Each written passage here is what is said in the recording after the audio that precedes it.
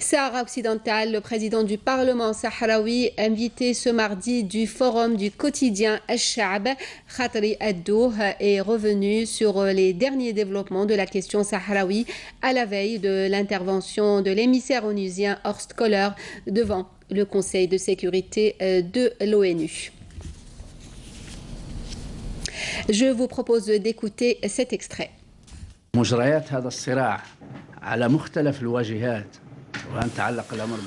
Aujourd'hui, le conflit avec le colonisateur marocain est plus connu à travers le monde et à tous les niveaux, que ce soit au plan politique, diplomatique, juridique et celui des lois. Aujourd'hui, la question sahraoui est parmi les causes qui intéressent le plus la communauté internationale, particulièrement les Nations Unies. La question sahraoui a réalisé beaucoup d'acquis au moment où l'occupant marocain connaît une série d'échecs avec ses tentatives de dévier l'opinion internationale du juste combat du peuple sahraoui.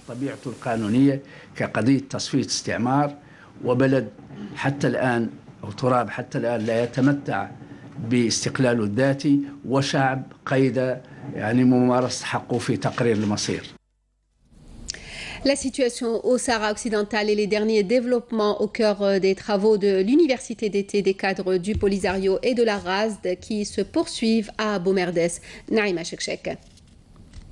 La question des droits de l'homme, les actions onusiennes liées aux violations qui ont cours sur les terres du Sahara occidental, ainsi que les décisions juridiques de la Cour européenne enjoignant l'Union européenne de se conformer aux accords sur les ressources naturelles et la pêche. Ce sont les questions sur lesquelles se sont penchés les participants sahraouis à l'université d'été des cadres du Front Polisario.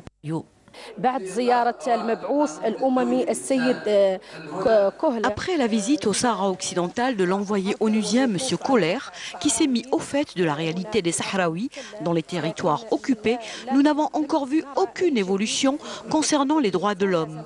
Les forces d'occupation commettent toujours des crimes contre les Sahraouis. Parmi ceux-ci, la répression d'une manifestation qui a coïncidé avec la visite de Köhler. Il y a des évolutions de la question sahraoui pourtant sur la scène internationale, à savoir la victoire historique lors du sommet de l'Union africaine, mais aussi la décision juridique de la Cour de l'Union européenne liée à l'arrêt des activités de pêche entre l'Europe et le Maroc. Les décisions successives de la Cour européenne liées à la question sahraoui ont clairement établi que tout accord allant à l'encontre de nos territoires sont nuls et non avenus, puisque la Cour a affirmé que le Sahara occidental et le Maroc sont deux pays distincts. Et l'on sait très bien qu'en octobre prochain, le Conseil de sécurité de l'ONU se penchera sur le rôle de la MINURSO quant au renouvellement ou à la suspension de sa mission, et ce, à la lumière de la recherche de nouveaux mécanismes pouvant faire bouger les choses sur la question du conflit au Sahara occidental. Les participants ont également valorisé le rôle de l'Algérie qui s'est rangée sur la mise fin à la dernière colonie sur le continent africain. Ils ont affirmé que la question sahraoui s'inspire de la révolution algérienne du 1er novembre. Le